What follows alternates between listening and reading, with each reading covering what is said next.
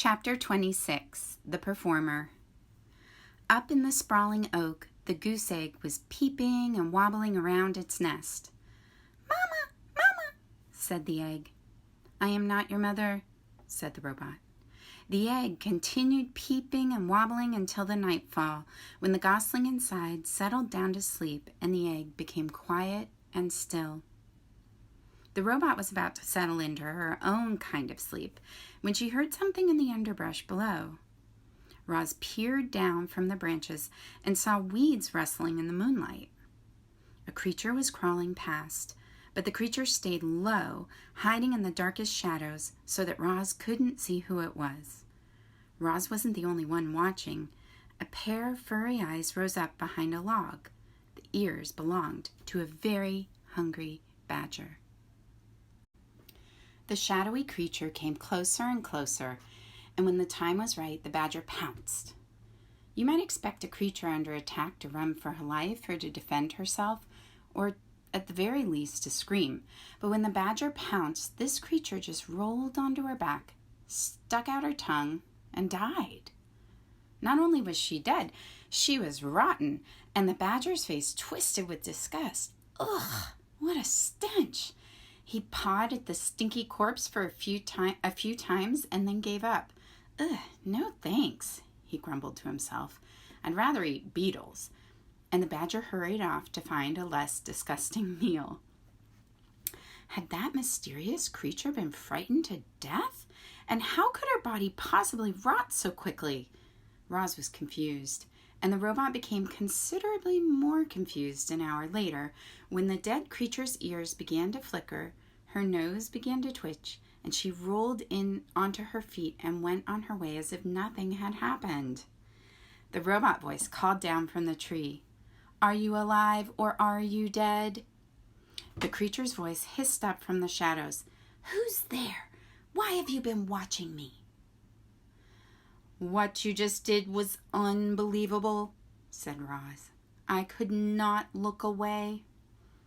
"Unbelievable? Really?" The creature's voice seemed to be softening.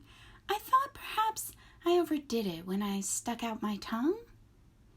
"I was certain you were dead." "Oh, what a lovely thing to say." "Were you dead?" "Well, of course not. Nobody can actually come back from the dead. It was just an act." "I do not understand." "It's simple. I knew that if I played dead and really laid it on thick, that old badger would be so disgusted that he'd run off. And that is exactly what happened. We opossums are natural performers, you know." "So you are an opossum?" Roz's computer brain quickly retrieved any information it had on opossums. "You are a marsupial and are nocturnal and are known for mimicking the appearance and smell of dead animals when threatened." "It's true. Death scenes are my specialty," said the opossum. "But I have a wide dramatic range, believe me." "I believe you." "Have you done any acting?" "I have not." "Well, you should. You might enjoy it. You can start by imagining the character you'd like to be. How do they move and speak? What are their hopes and fears? How do others react to them? Only when you truly understand a character can you become that character." The two odd creatures sat there, one in a tree, the other in the weeds, and talked about acting. The opossum went on and on about her various acting methods and her triumphant performances, and our robot absorbed every word. "But why do you pretend to be something you are not?" said the robot. "Because it's fun," said the opossum, "and because it helps me survive. As you just saw, you never know, it might help you survive too." Soon, the robot's computer brain was humming with activity. Performing could be a survival strategy. If the opossum could pretend to be dead, the robot could pretend to be alive. She could act less robotic and more natural. And if she could pretend to be friendly, she might make some friends, and they might help her live longer and better. Yes, this was an excellent plan. Roz wasted no time and spoke her next words in the friendliest voice she could muster. Madam Marsupial, it would be a great honor and absolute privilege if you would kindly inform me of your name. Roz's friendly demeanor needed some work, but it was a start. Oh, yes, of course, said the possum. My name is Pinktail. And you are? Leaves shook as Roz climbed down from the tree. It is a very lovely pleasure to make your acquaintance, my dear Pinktail. A moment later, the robot stepped into the moonlight. My name is Roz. Oh my, you're the monster. I'm not a monster. I am a robot, and I am harmless. Harmless? Really? Well, you do seem rather gentle. And I heard someone say that you don't eat any food at all, which makes no sense, but hopefully it means you won't eat me. I will not eat you, said the robot. I'm so glad to hear that, said the possum, and a moment later she stepped into the moonlight. It's nice to meet you, Roz. A weak smile appeared on Pinktail's pointy face. Roz thought things were going really well, but she didn't know what to say next. Neither did Pinktail, so the two friendly creatures just stood there together and listened to the crickets for a while. Well, I should be on my way, said Pinktail at last. Have a nice evening, Roz. Have a nice evening, Pinktail. I shall look forward to the pleasure of encountering you again in the future, soon, I hope. Farewell. With that awkward goodbye, Pinktail slipped back into the weeds and Roz climbed back into the tree. Chapter 27, The Gosling. Something was happening inside the goose egg. Tap, tap, tap, tap, tap, tap, tap, tap, crunch. A tiny bill poked through the eggshell, peeped once, and then continued crunching away. The hole grew bigger and bigger, and then, like a robot breaking from a crate, the hatchling pulled himself out into the world. He lay quietly in his nest with his eyes closed, surrounded by chips of broken shell. And when his eyes slowly winked open, the very first thing he saw was the robot looking back. Mama, Mama, peeped the gosling. Oh, I am not your mother, said the robot. Mama, Mama. I am not your mother.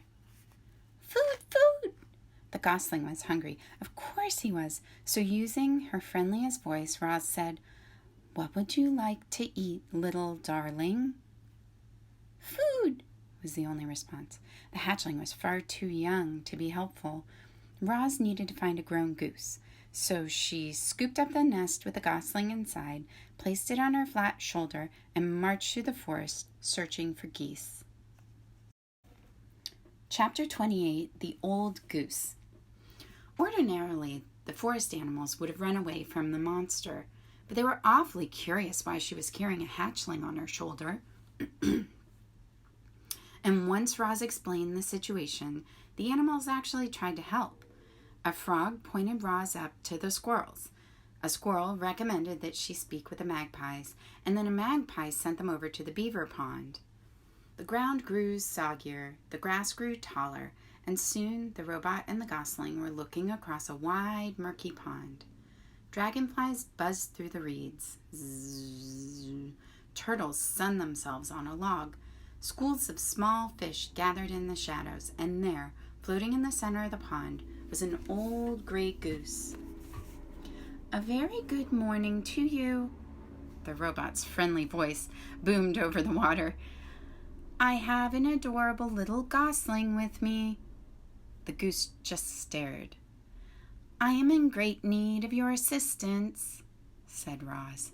Actually, the gosling is in need of your assistance. The goose didn't move. Food, peeped the gosling. Food, food. That tiny voice was more than the old goose could bear, and she began gliding across the pond and squawking to the robot.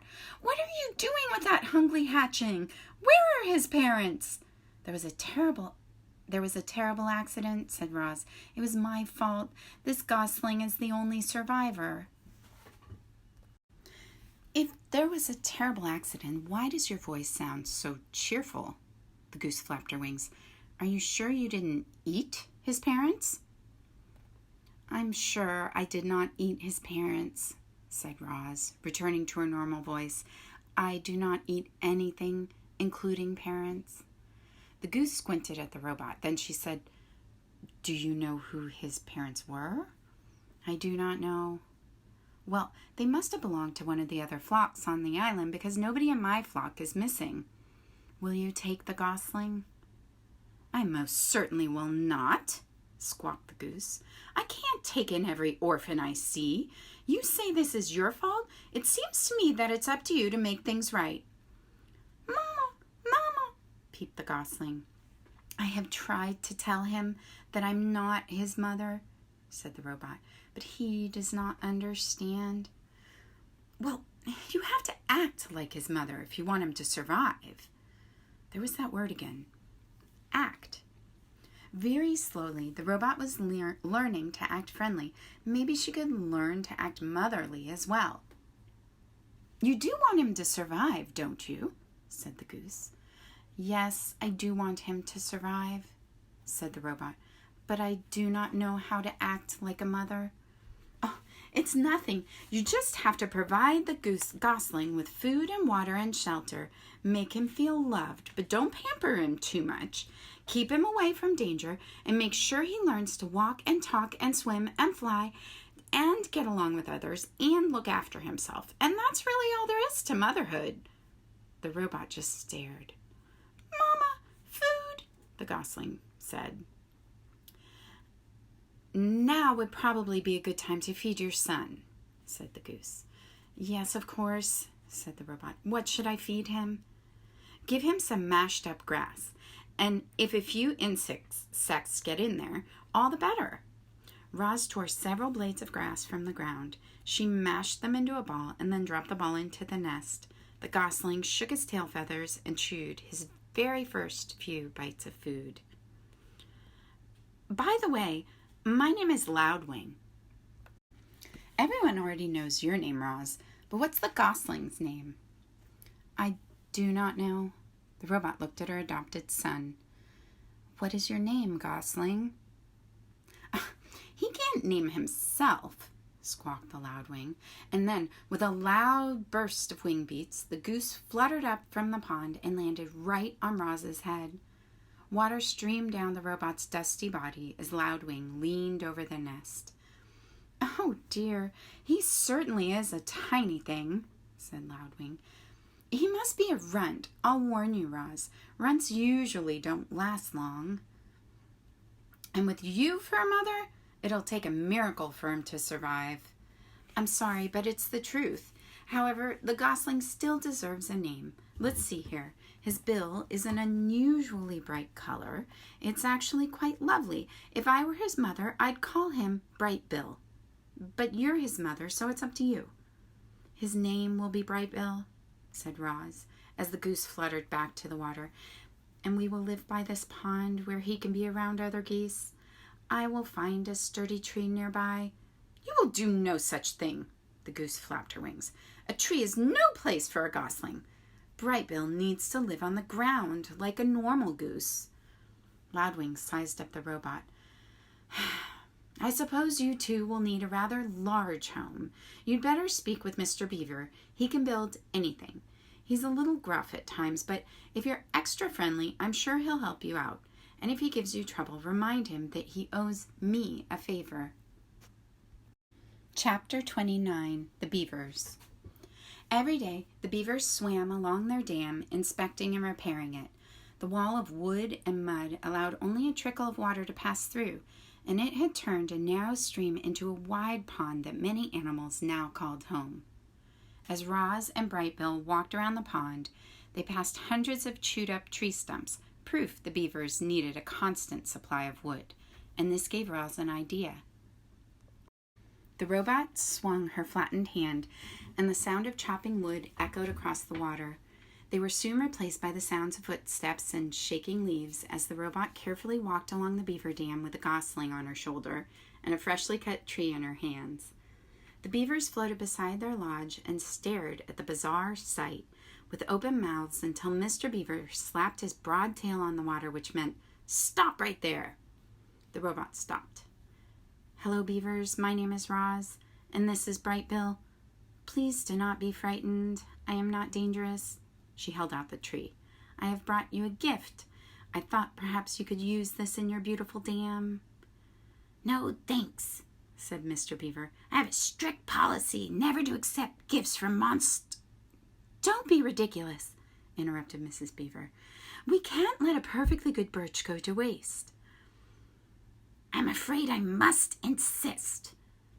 Mrs. Beaver turned to her husband. "Remember how you asked me to point out when you're being stubborn and rude? Well, you're being stubborn and rude." Then she turned back to Roz. "Thank you, monster. If you'd be so kind as to drop the tree in the water, we'll take it from there." "I am not a monster." Roz tossed the tree like a twig. "I am a robot." And the tree smacked against the water and sent the beavers bobbing up and down. Just then, Bright Bill started peeping. "Mama, hungry!" So Roz dropped a ball of grass into the nest. "The gosling thinks you're his mother?" came a quiet voice. It was Paddler, Mr. and Mrs. Beaver's son. "His real mother is dead," said Roz, "so I have adopted him." There was a brief silence. Then Paddler looked up at Roz and said, "You're a very good robot to take care of Bright Bill." Mr. Beaver sighed. Yes, that's very good of you, Roz, but I don't understand what any of this has to do with us." "My son and I need a home, and Loudwing said you would help us build one." "Of course he did," Mr. Beaver muttered to himself. "Loudwing gets me out of one lousy jam, and I spend the rest of my days doing her favors." Mrs. Beaver glared at her husband. "Sorry," he said, realizing he was being stubborn and rude again. "Stay right there, Roz. We need to have a family meeting." The three beavers slipped under the water, and a moment later their muffled voices could be heard inside the lodge. The robot stood on the dam and patiently waited with her son. "Mama, Mama!" "Yes, Bright Bill, I'm trying to act like a good mother." A ripple, and Mr. Beaver's head appeared above the water. "If you bring us 4 more trees, good, healthy ones, maybe I'll have time to help you and the gosling." "That is wonderful," said the robot. "We will be right back." Chapter 30, The Nest. "I've built my fair share of lodges over the years." Mr. Beaver stood at the water's edge. "But I can't say I've ever built one for a robot and a gosling. So just what exactly do you need?" "We need a lodge big enough for both of us," said Roz. "It should be comfortable and safe, and it should be near the pond." "How long do you plan on living in this lodge?" "I don't know." "Then we better make sure it's sturdy and strong." Mr. Beaver stroked his whiskers as he thought. "Do you plan on having friends over? The missus loves to entertain guests." "I do not have any friends." "No friends? Well, you seem pretty likable for a monster. I mean, a robot. But if you want my advice, you should grow yourself a garden. Your neighbors won't be able to resist fresh herbs and berries and flowers. Just you wait and see. We'll make sure there's a place for a garden, and we'll give your lodge some extra space for all the friends you'll be hosting." The beaver winked. "We also need to find a way to keep your lodge comfortable when it's cold outside. Our lodge is heated by our own bodies, but I think we'll have to find another way to heat yours." The beaver and the robot thought about heat for a while. The first thing that came to Roz's mind was the sun, but then she remembered the hot sparks she had felt when sliding down the mountain peak. "I could heat our lodge with fire," she said. Mr. Beaver blinked his eyes. I will need to experiment," Roz continued. "But I think there is a way." You go right ahead, Roz," said the beaver. "But would you try not to burn down the entire forest?" "Do not worry. I will be careful." "Let's move on." The beaver sighed. The next order of business is to find a site for your lodge. That meadow across the water would be perfect, but the hares will have a fit if we try to build there. I think we should clear out some trees and build right in the forest, and I know just the place." The beaver took them along the water and up to a dense section of the forest that jutted up into the pond. "It needs some work," said Mr. Beaver, trudging through the thick weeds, "but this ought to do the job." "Yes, this ought to do the job," said Roz in her friendliest voice. "Job," said Bright Bill. Mr. Beaver was incredibly skilled at taking down trees, but even he couldn't keep up with Roz's powerful chopping hands, so he let the robot do the hard work. He pointed out the trees and shrubs that needed to go, and Roz started hacking away. By sunset, they were standing in a newly cleared site, and they had more than enough wood to build the lodge. "Oh, you did some fine work today, Roz," Mr. Beaver yawned. "I'll return in the morning, and we'll pick up right where we left off." "What would you like me to do?" said the robot. "Tonight? So you still feel like working, do you? Very good. Well, you can start by digging out these tree stumps, and you can collect all those large flat stones over there. And you can smooth down this patch of dirt so we have a level place to build. That should keep you busy." The next morning, Mr. Beaver returned to find that Roz had been very busy indeed. All the tree stumps had been dug up, and their holes filled in with dirt. 20 large stones had been stacked, and the ground was now perfectly level. But what most astonished Mr. Beaver was that Roz and Bright Bill were huddled around a small, crackling campfire. Mr. Beaver moved his lips, but no words came out. "Bright Bill was cold last night, so I taught myself how to make a fire." But how?" "I discovered that when I strike these two stones together, they create sparks. Like this, I directed sparks onto dry leaves and wood until they ignited. Once I had a fire, it was easy to keep going, and if I need to put this out, I can just add water." Mr. Beaver sat and warmed his paws. "I've never seen a fire in such a neat little bundle." He stared into the flames. "I've only seen it blazing through the forest, burning everything in its path, but this is marvelous." He took another minute to enjoy the warmth. Then he and the robot got back to work. Mr. Beaver asked Roz to dig a trench here, to place large stones there, to arrange logs this way, to smear mud that way. Birds and squirrels perched in the trees and watched the new lodge take shape. It resembled the Beaver Lodge, but it was larger, a great dome of wood and mud and leaves. A simple opening in the wall served as the entrance, and the door was nothing more than a heavy stone that the robot could slide out of the way. Inside the lodge was one big round room. The arched ceiling was high enough that Roz could stand upright. A fire pit was set into the center of the floor, and a mesh of thin branches above acted as a vent. Long stones lined the interior walls like benches and were covered with thick cushions of moss. There was even a hole for storing food and water for Bright Bill. "You've got yourself a beautiful pond view property," said Mr. Beaver. "What are you going to name it?" "I do not understand." "Why, a beautiful lodge like this deserves a name. We call our lodge Streamcatcher." The robot's computer brain didn't take long. "The lodge is for Bright Bill. Bright Bill is a bird. Birds live in nests. Can we call this lodge the Nest?" "Huzzah!" squeaked the beaver. "The Nest is a fine name for your lodge." "Nest, Nest!" laughed Bright Bill. They stood outside the nest and admired their handiwork until Mr. Beaver's belly began to grumble. "That sound means it's time for me to go get dinner." "Thank you very much for your help," said Roz. "We could not have done this without you." "You're quite welcome," said Mr. Beaver, smiling. "For your garden, you'll want to speak with Tawny, the doe who lives over the hill. She'll know just what to do. And now, if you'll excuse me, I have to hurry home before Paddler eats all the best leaves. Enjoy your first night in the nest." Chapter 31, The First Night. The stars were out, A fire was crackling in the fire pit. Roz and Brightbill were settling into their first night in their new home. "This lodge is where we will live from now on." The robot plucked her son from his little woven nest and placed him on the floor. "I hope you like it."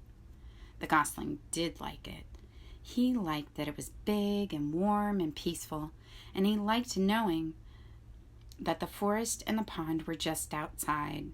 He waddled around, peeping to himself and exploring every little corner of the lodge until it was time for bed. His mother carefully laid him on a soft cushion of moss, but he didn't want to sleep there, so she put him back in his little nest, but he didn't want to sleep there either. Brightbill looked up and said, "Mama, sit." Roz sat down.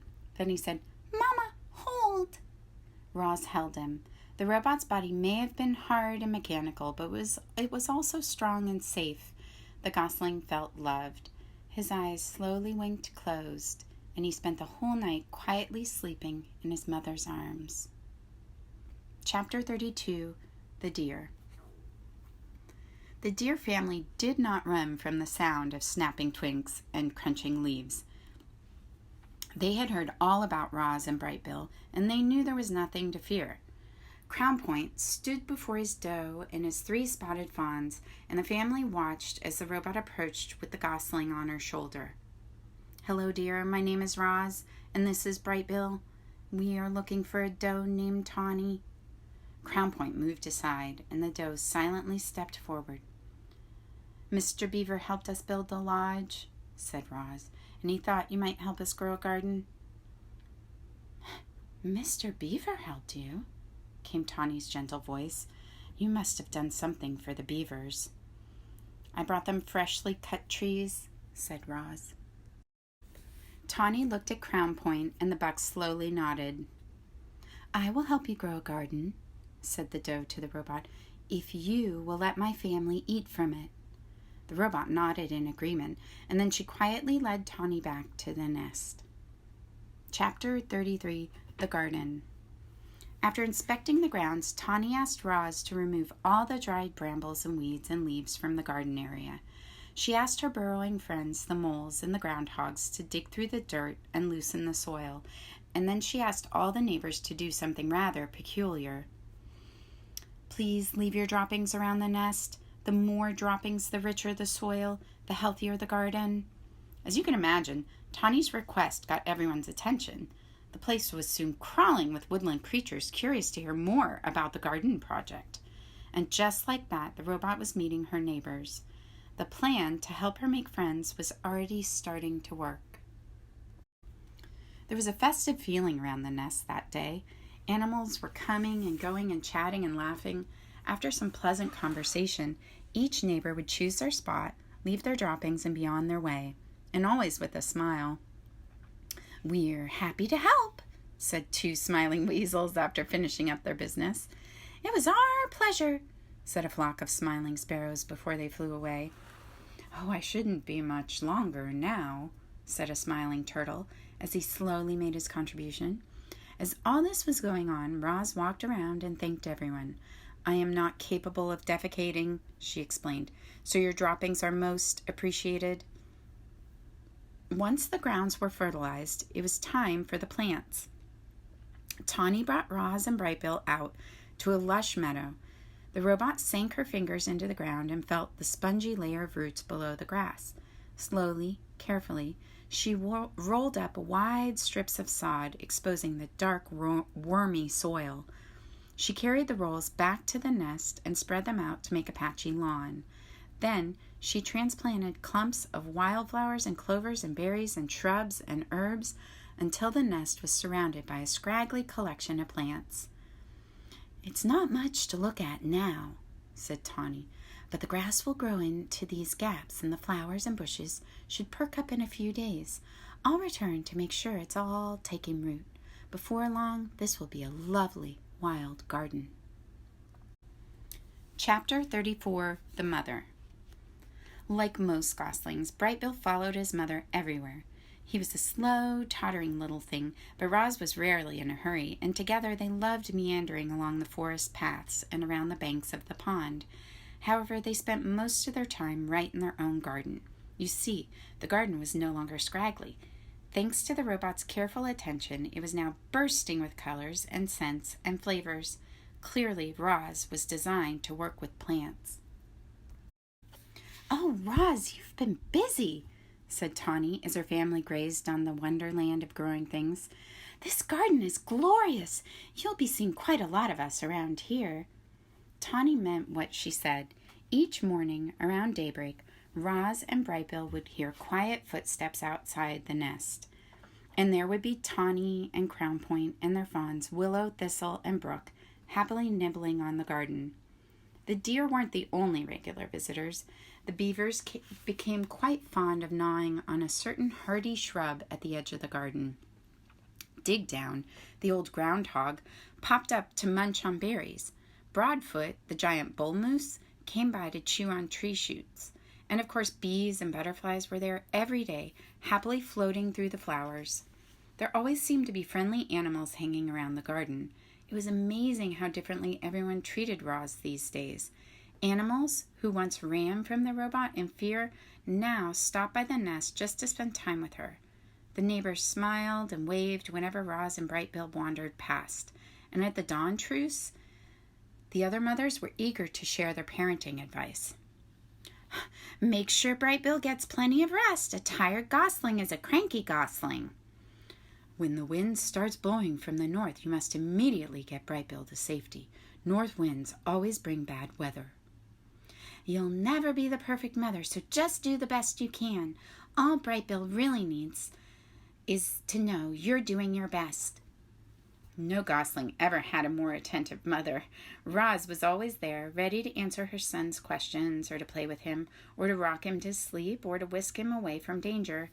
With a computer brain packed full of parenting advice and the lessons she was learning on her own, the robot was actually becoming an excellent mother. Chapter 35, The First Swim. "Good afternoon, you two," said Loudwing as she waddled into the garden. "Remember me, Brightbill?" "Loudwing, Loudwing." "Very good," the old goose giggled. "Now, Roz, do you know what tomorrow is? Tomorrow is swimming day, the day when all the parents take their goslings out on the pond for the first time, and you simply must bring Brightbill." "Swim, swim," said the gosling, shaking his tail feathers. "Brightbill can go, but I cannot swim. I cannot go in the pond with him. I will not be able to protect him." "Who'd have thought a big thing like you would be afraid of a little water?" Loudwing laughed. "Well, don't you worry about Brightbill. He'll be safe in the flock, and he's going to have so much fun swimming with the other goslings. We begin at sunrise, so don't be late. See you in the morning." And with that, the goose plopped into the water and glided away.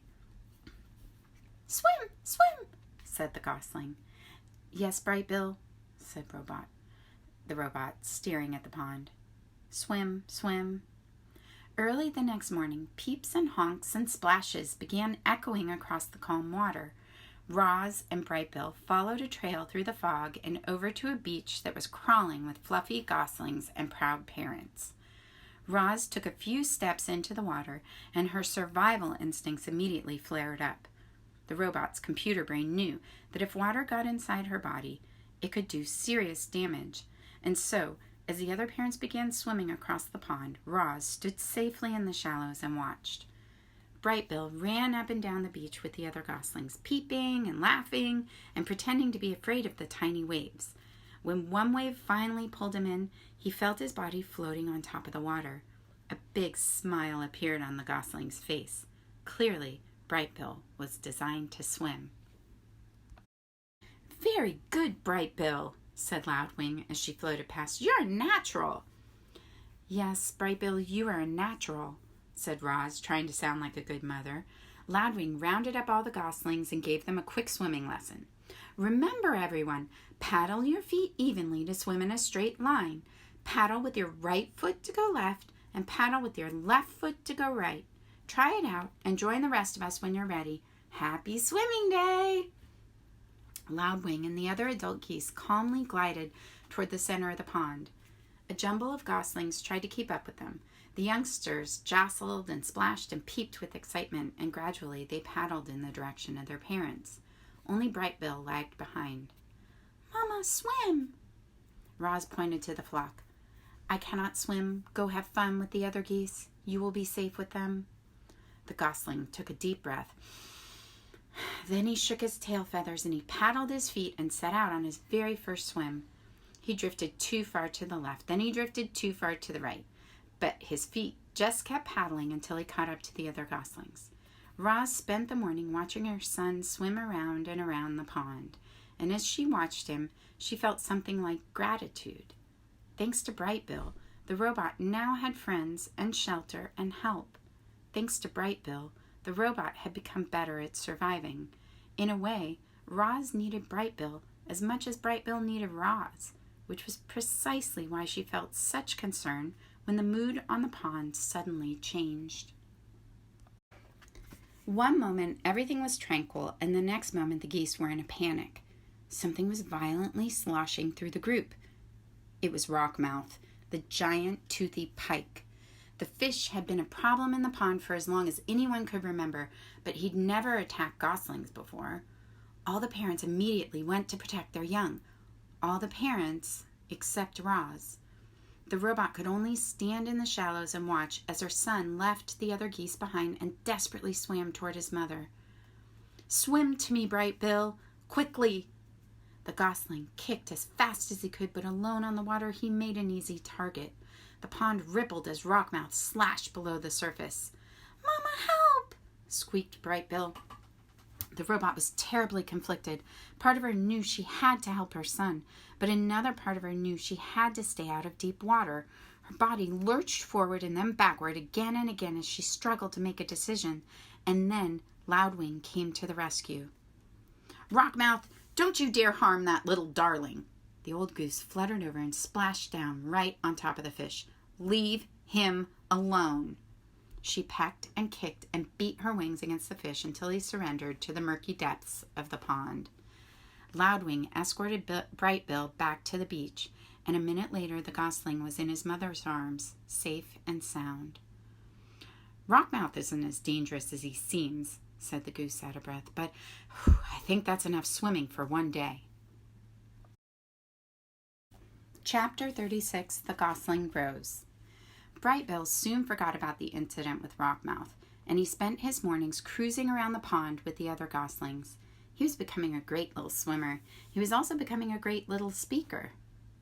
"Hello, my name is Bright Bill," he said to anyone who would listen. The gosling was small for his age, and he always would be, but he was growing bigger and stronger by the day. His increasing size was matched by his increasing appetite. He gobbled down grass and berries and nuts and leaves. Sometimes he'd snack on little insects. If it was edible, Bright Bill would eat it. And even if it wasn't edible, he might eat it anyway. Roz felt something like fright the time she saw Bright Bill swallowing pebbles on the beach. She was holding him upside down, hoping the pebbles would fall out of his mouth, when Loudwing stepped in. "Put the gosling down," said the goose with a laugh. "It's perfectly natural for Bright Bill to eat a few pebbles. They'll help him digest his food, but not too many, okay, little one?" Like most youngsters, Bright Bill was incredibly curious. He explored the garden and the pond and the forest floor, and he would occasionally explore neighboring homes. He'd wander down some hole in the ground and say to whoever was there, "Hello, my name is Bright Bill." And then a long robot arm would reach in and pull the gosling back inside. "Sorry to bother you," Roz would say in her friendliest voice. The mother and son slipped into a good nighttime routine. When the gosling slept, the robot might tend the fire if it was cool out, or gently fan him if it was warm. If he woke up hungry or thirsty, Roz brought him food or water, and whenever he had nightmares, she was always there to rock him back to sleep.